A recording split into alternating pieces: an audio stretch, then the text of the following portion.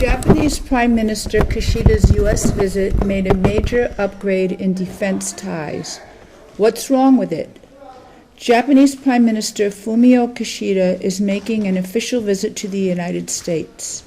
During the visit, U.S. and Japanese officials are expected to agree on a review of the framework that has for decades guided the interaction between Japan's self-defense forces and the approximately 54,000 U.S. troops in Japan.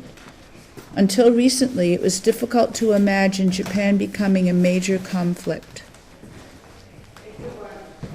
The country has a pacifist constitution established following Tokyo's defeat in World War II. However, in recent years, Japan has loosened some of its imposed military restraints, including Article 9, to become a major regional and global security player following the U.S. dominating worldview.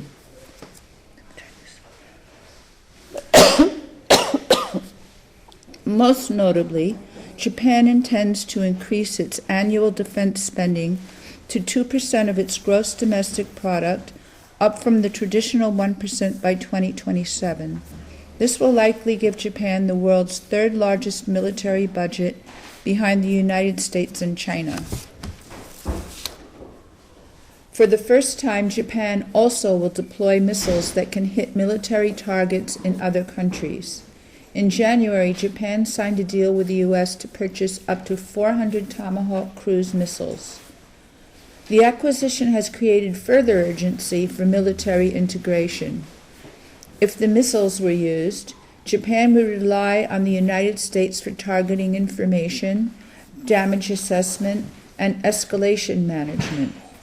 Japan recently announced plans to establish a joint operations headquarters by 2025 to allow for smoother integration among its own forces. The move was also widely discussed as a possible catalyst toward greater integration with U.S. forces. Behind this bilateral alignment, there are dynamics about who is with whom in the region among the governments, including India, South Korea, the Philippines, Australia, and others. It's an obvious open secret that all these formations are directed to China. We have learned how difficult to stop the war once it started. Give peace a chance.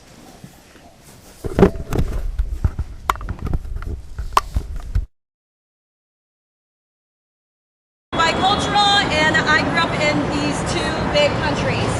And what I have to say today is that what kind of a world do we live in when a first-class nation is considered a nation that is able to protect themselves, meaning being able to do war?